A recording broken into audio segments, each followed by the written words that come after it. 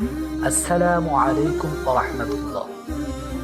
আমি আজ এমন এক নামাজের কথা বলবো যা হতে পারে আপনার জীবনের কঠিন সমস্যার সহজ সমাধান। এটা এমন এক নামাজ যা ইসলামের প্রথম যুগে ফরজ বা বাধ্যতামূলক হিসাবে ধরা হতো, কিন্তু পরবর্তীতে ৫ ওয়াক্ত নামাজ নাজিল হওয়ায় পূর্বের হুকুম বাতিল হয়ে যায়। তবে ফরজ থেকে বাতিল হলেও এ নামাজের গুরুত্ব অপরিসীম। ৫ ওয়াক্ত নামাজের ক্ষেত্রে দুনিয়ার মুয়াজ্জিন সাহেবরা আহ্বান করে, নামাজের জন্য এসো, কল্যাণের জন্য এসো।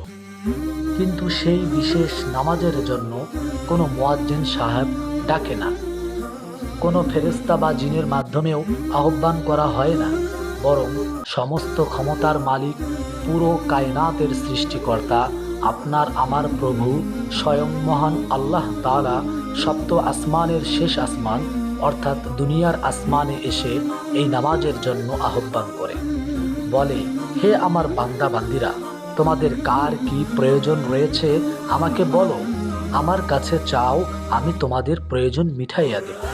সুবহানাল্লাহ। এই নামাজের নাম হলো তাহাজ্জুদের নামাজ। রাসূলের যুগ হতে সাহাবা আজমাইন, তাবেঈন সহ সকল মুসলমান ইমানদারদের কাছে এ নামাজের গুরুত্ব অপরিসীম। এমন এক নামাজ যা গোপনে মানুষের জীবনে বিপ্লব ঘটিয়ে দেয়। খোদা তাআলা সঠিকভাবে গুরুত্ব বুঝে আমাদের সকলকে এ নামাজ আদায় করার তৌফিক দান করুন। আমিন।